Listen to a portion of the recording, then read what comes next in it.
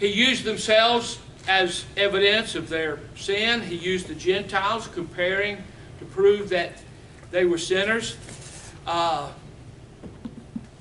now in verse 21, he is going to look at their circumcision and use that to show them where they are wrong.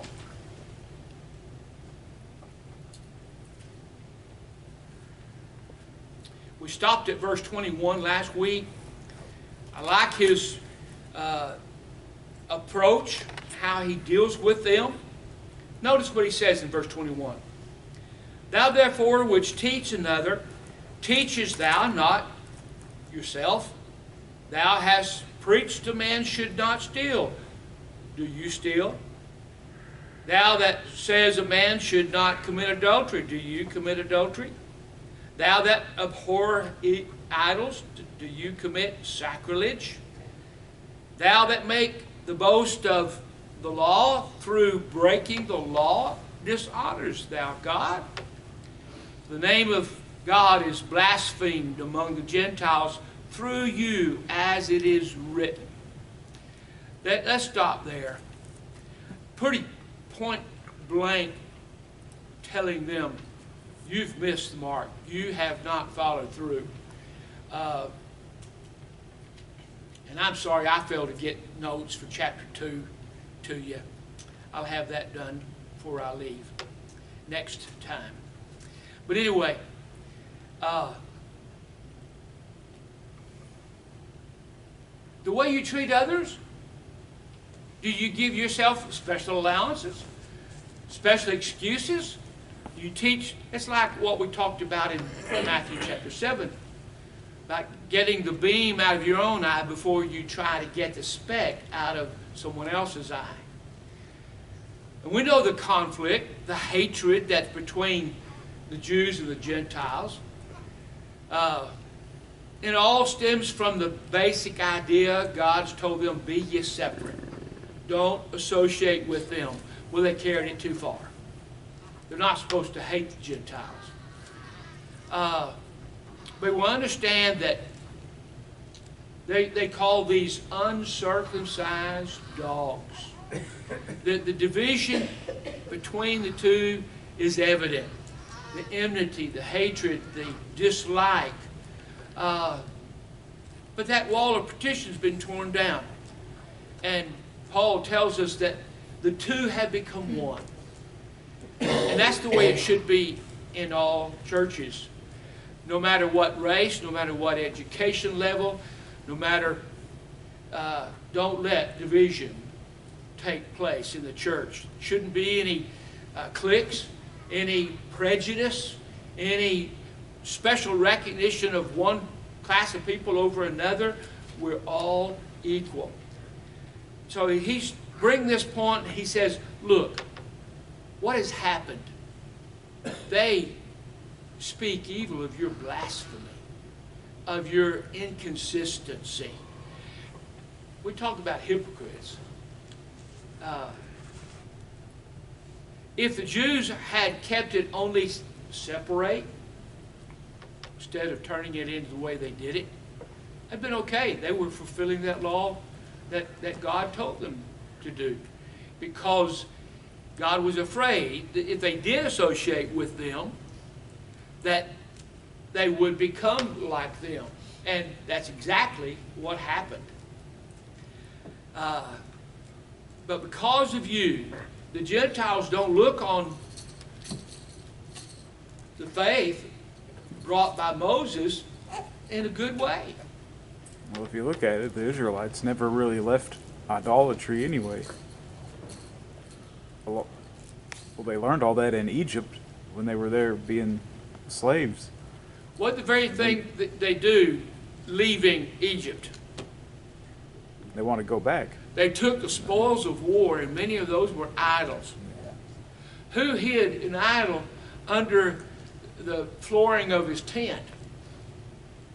Achan? Yeah. Brought sin upon his family. When they went to war against Ai, they were defeated by a small town. after defeating Jericho, but because of Achan and his idolatry and greed.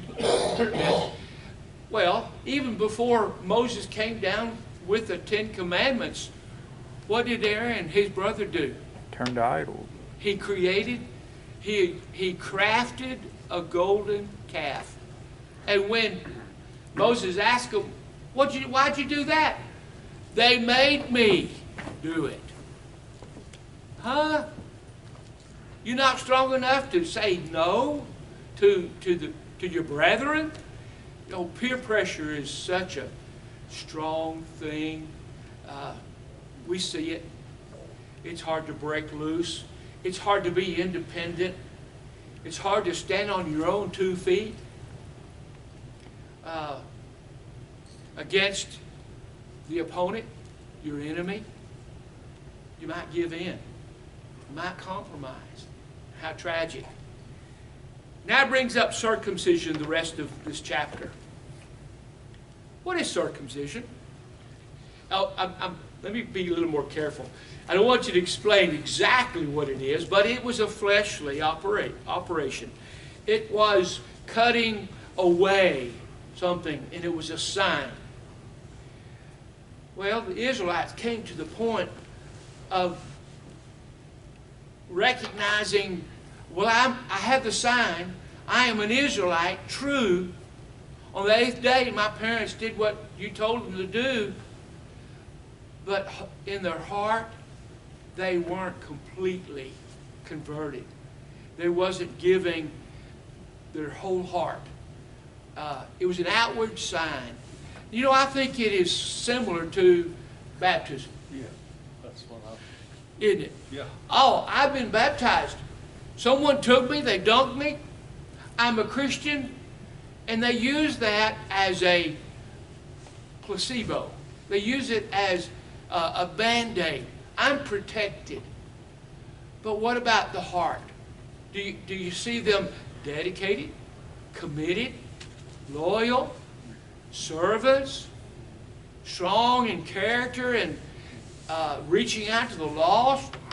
There's more to it than just being baptized. There's living it. Living and walking in the Word, allowing it to change you. You have something else? No, Okay. It's not this hard, it's this hard. Yeah. Yeah. Of course, this heart goes wrong. This heart, when a person has heart disease, it's not sin necessarily. Now, some bad habit might have caused that heart defect, but let's look at this. Where did it begin? This symbol of circumcision. With Abraham, the father of the faithful, father of a great kingdom. Way back in Genesis 17. To the Jews, they considered the Gentiles as uncircumcised dogs. That word uncircumcised becomes a definition of waywardness, of outsideness, of not being in the faith. A non-Christian. You could use that term uncircumcised as a person who is not a Christian, who hasn't been born again, who hasn't obeyed the gospel, hasn't been baptized, so forth. It's also a symbol of the Lord's Supper. If I've seen it, where a family wants to get off on a vacation, and they come in and they partake the Lord's Supper, and as soon as the Lord's Supper's finished, they quietly go to the exit and leave and go on their journey. What about the rest of the worship? Did they miss the sermon? Well, the sermons after the Lord's Supper, they missed the sermon. They missed teaching. They might have missed the very thing that would convict them of something they need to correct in their life by saying, we've taken the Lord's Supper. We've done everything we need to do. Let's go. people that go on vacation and they take the fruit of the vine and the bread with them. And so we're along the line on the day of, on Sunday, they stop and worship God, partake of those elements. There's nothing wrong in my mind with that. They're preparing. I'll tell you what I'd rather them do, if they can find a sister congregation close by, do some preparation, contact. You know, there is an app in Facebook where it says, Finding a Faithful Congregation. People will go up north, people will go west, and they say, I'm going to be visiting Denver, Colorado. Do you have any suggestions where to worship? And it's a valuable tool for, you know, you won't go someplace and be surprised. You want to go find brethren like you that worship the same way you do, and where you feel good and that you worship God. Yes? Some congregations, take the Lord's Supper to nursing homes, and that's all right. But I think, it's what I believe, whatever excuses you from the assembly will excuse you from the Lord's Supper, I think. I believe so too. If you were sick at home, Or the nursing home, and you can't go to the assembly or whatever, I think that God will excuse you for that. If you go to, we used to take communion to my grandmother when she was shut in. We'd sing songs, and Dad would do a lesson, and all right. Do you see the difference? Yeah, I don't Yes. see anything wrong with it. Yeah. But I'm just saying, I believe. I think you're taking the fellowship to them. Yeah. You're taking the opportunity to see that person, help that person exist and feel spiritual, and to keep faithful. When I was a preacher at Kirbyville, we took the Lord's Supper to the shut-ins and to the nursing home. I did a lot. And you know what? It built a relationship between me and them. But what I'm saying, Yeah. that individual that can't make it shouldn't feel guilty if he. Okay, everybody hear James? If they can't attend for sickness or unable to, they should not feel guilty missing the Lord's Supper or worship. I agree.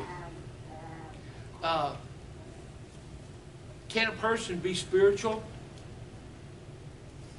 missing the Lord's Supper? not if they do it intentionally. If they do it intentionally, then there's going to be damage, a hurt. And you can do what was that word you used? Unspiritual? Unscriptural? I don't know. Or- Or they can be unspiritual and partaking of the Lord's Supper if they miss intentionally, or if they don't partake of it in the right manner when they're here. Are you referring to 1 Corinthians Yeah. where it says, take it in a worthy manner, or you drink or eat damnation unto your soul? Well, Greg, yes. I got something to say. I know this probably doesn't have anything to do with church, but I hope it does. My mom, she normally sometimes watches In Search of the Lord's Way. uh-huh. Is she still a Christian, even though she's not able to come to the sermons on Sunday, or is that something that needs to be come and hear about? Daniel's talked to me about his mama. He's concerned about Donna. He's asked me to come and talk to her, and she's a Christian. There's a possibility of being a fallen Christian. Depends on what attitude a person has. Can I make it, or can I not make it? If I can make it but stay home, then there is self-will there. There is something not right. Correct. I think she's gotten to the point. Well, let me ask this question. Does she go anywhere outside the home? Other than her doctor's appointments, that's about all I know, and because she's got an appointment with Dr. Larry Whitfield. Okay, I don't need to know that. Does she go out to eat? Sometimes, yes. All right, Daniel. Ask yourself the question. If my mom can go out to eat, can she attend worship? I'll try asking her that question today when I get back, but I seriously doubt she'll have a decent answer for me. Well, be nice. Encourage her. Challenge her, Mom. If you can get out to the doctor and you can go out to eat, I'd like to see you in worship. I'd like you to go with me. Approach it in the right way. And pray about her. And if I can help, let me know. Okay? Anytime you want to talk about such, we'll listen and try to help you. So you understand too. All right. But here's this physical mark. But it's supposed to be something spiritual. It's supposed to be the heart. Let's go to some scriptures and see exactly how it was felt in the Old Testament. Go to Ezekiel 44, verse 9.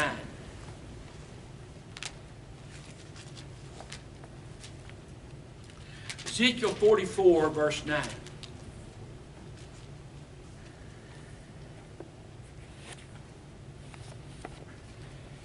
Here's how distinct God meant it to be in the difference of circumcision and uncircumcision.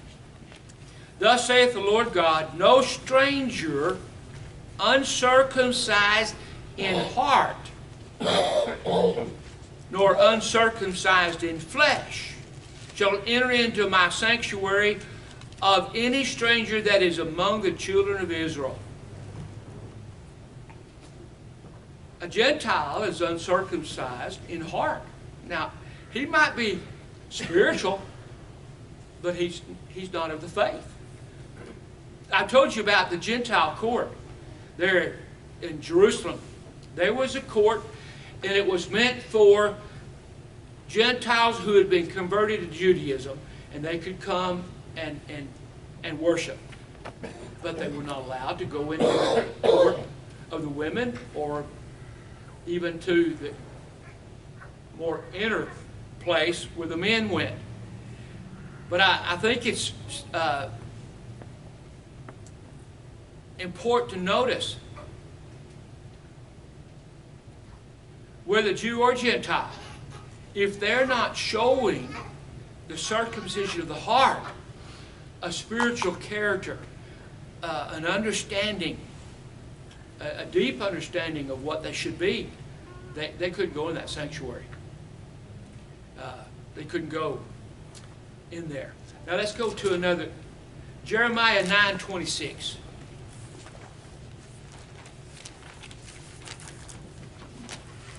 Jeremiah 9:26.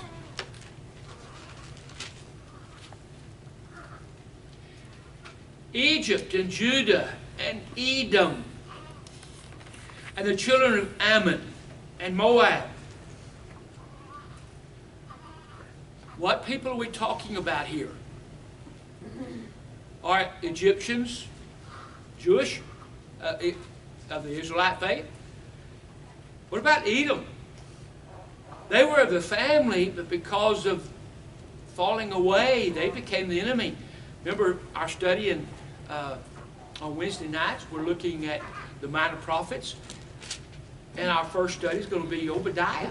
And that deals with Edom. I thought Judah was an Israelite nation. Yes.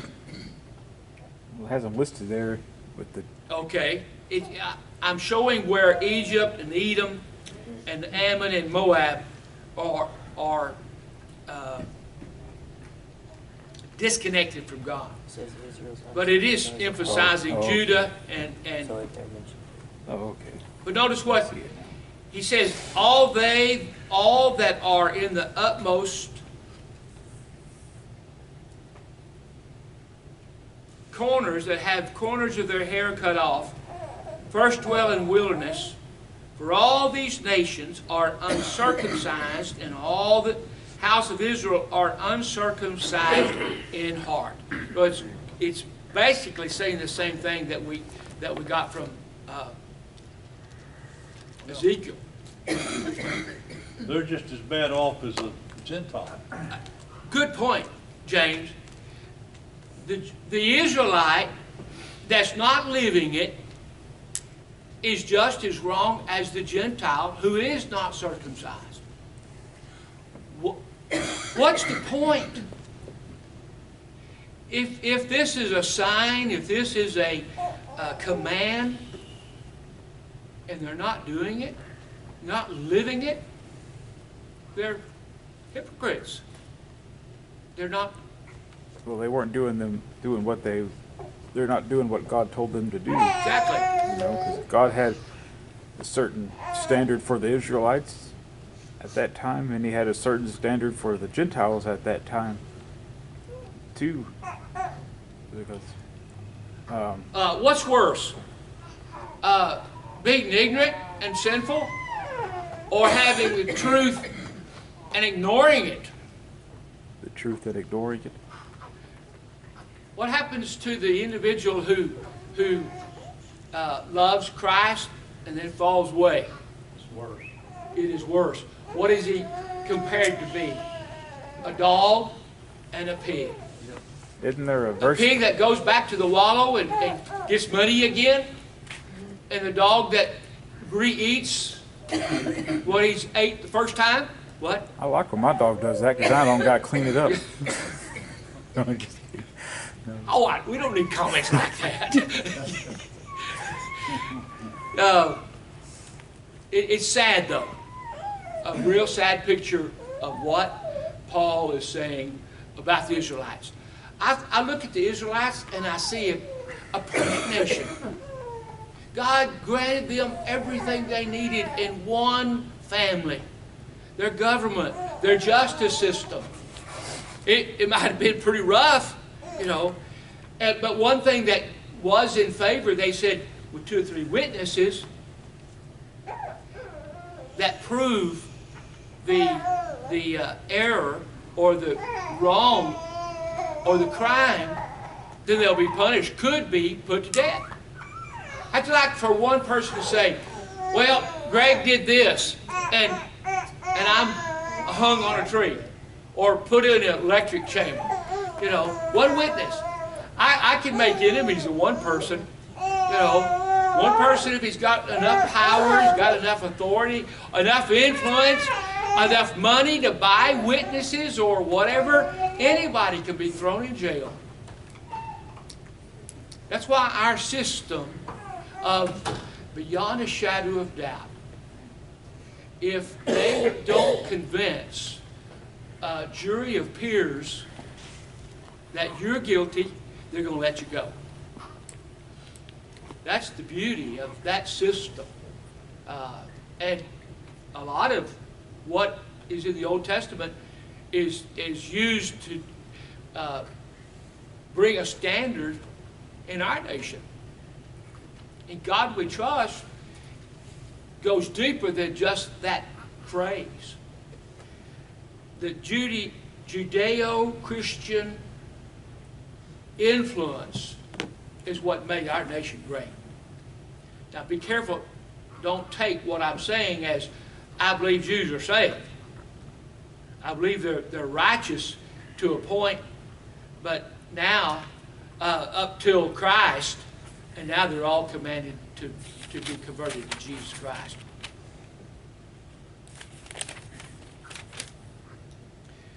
And so back at verse 16 of chapter 2, God judges according to the secrets of the heart. And he's emphasizing, hey, Jew, are you secretly doing these things? You know, I'm convinced that people can put on a show and make it look like I'm right, I'm spiritual.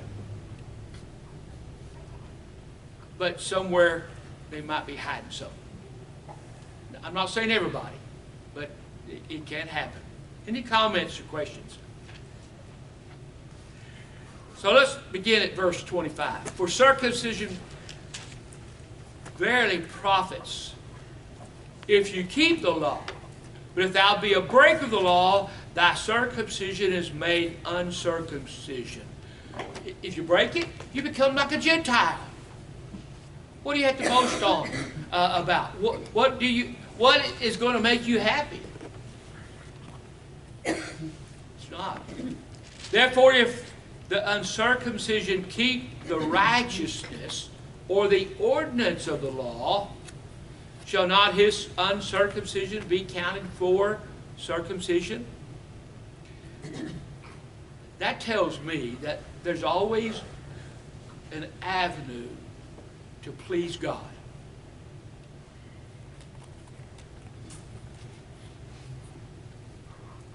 But in the ultimate, what's necessary? We have enough commands telling us obedience. Paul says in the 2 Thessalonian book that, if you know not and are not converted to the gospel, there's a result waiting for you. It's called damnation. The wrath of God's going to be poured out on those who know not and do not obey the gospel. So whatever a person's following, he better turn to Christ and follow Him. I don't believe that verse is condoning their staying in that Gentile righteousness. It's not good enough. Verse 27, and shall not uncircumcision, which is by nature, if it fulfill the law, judge thee, who by the letter in circumcision does transgress the law. Here's the point that I should have said. If they're doing things by nature, qualifies them to be considered circumcision, it only lasts as long as the law of commandments last. The law of Moses. But when it ends, their own righteousness is not going to make it. I hope I explained it a little bit better there. Verse 28, for he is not a Jew, which one outwardly. All right, that's a good point. What could we use as a sign as Christians if we wanted to use a mark? I got a C on my forehead. I'm a Christian. Well, there was the mark of the beast. People use the cross now a lot. Pardon? The cross people used to mark them as a Christian, most of them now. Yeah. What if? Oh, I remember this the story. A highway patrol caused a motorist to stop, and he was going to arrest her. And she said, "Why are you arresting me?" Because I saw your conduct. You were yelling and cursing and doing other immoral things. And on your bumper it says, honk if you love Jesus, and another, and I thought you must have stole that car, because you're not living what those stickers on the bumper say. Just because I wear a cross or have a cross in my house. You can't just talk the talk, you got to walk the walk. Can't just talk the talk, you need to walk the walk. The walk is the action. I can verbally say, I love Jesus. But when do you really know I love Jesus? Conduct.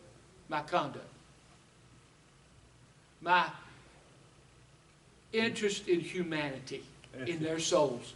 Yeah, your ethics. As it says in Galatians, the fruits of the Spirit. There you go. Galatians 5. Yes, David? One mark, I think, that stands above all marks is what Jesus said in John 13, 34, and 35.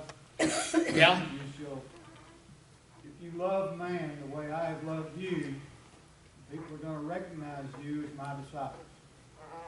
And, of course, that goes along with the fruits of the Spirit and all of that. But love is that biggest mark.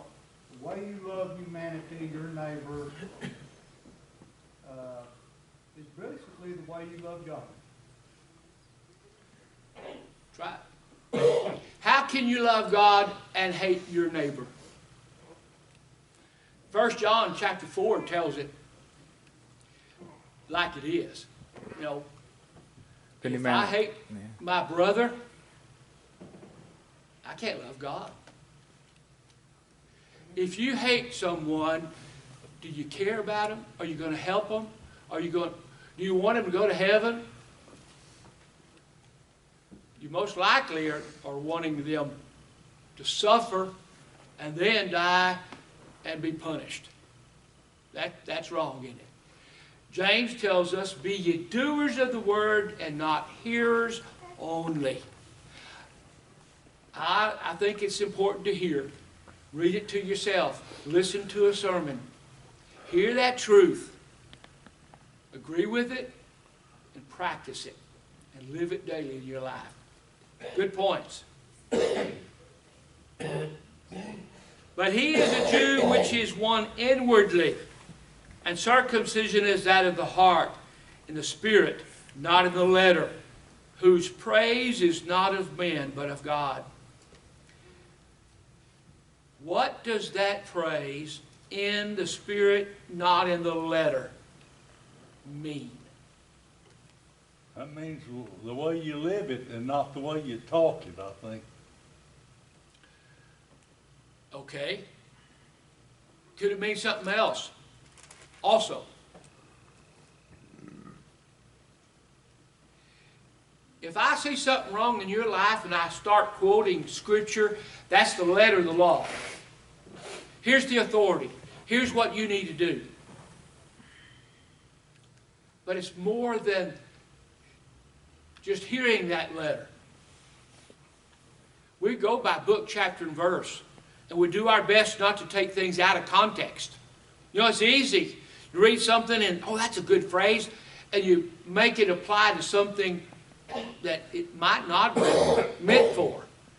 That is where the letter of the law is wrong.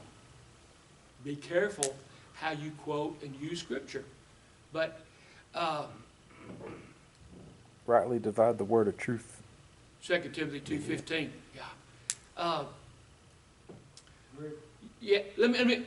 I got one thought, and I'll get back to you. If I throw the letter of the law at you without any compassion, without any understanding, without patience, here's the letter of the law. You better do it right now, or else I'm going to cast you out. I'm going to judge you. I'm not going to associate with you. That's kind of the attitude I'm getting here about this letter of the law. Now, David. Well, I'm just going to say, Ephesians 4:15 says that we're supposed to speak the truth in love. So our preaching and teaching is supposed to be done with love. So if we correct someone without love, we haven't done it right. Sometimes we get angry. We speak through anger and we're mad at somebody and we say to be harsh to them, let them know the truth. You're condemned because this is the truth. Oh, I've given you this example, and we'll close with this. At Hema in Uganda, we were at the church there, and visitors were there, and there was a denominational preacher, and he was sitting right at my feet, right there, and I was just serious and wanted to get my point across, and I've kind of bearing down on him and had a stern face, and all of a sudden somebody kicked me. Justin was right behind me a little bit, and he kicked me, got my attention. I looked at him, he goes, he says, Gregg, be careful with your approach. Sometimes I want to bear down on that falsehood. But that was a soul, a man who needed tenderness. And I was coming on a little stern. And so I changed my character a little bit, my approach there. And I appreciate that little reminder, be careful. Christianity is a serious thing, and living moral and upright in God, they need to see that love. Like you said, preach the love, preach the truth in love. I appreciate all the comments. Chapter 3 next time. Thank you.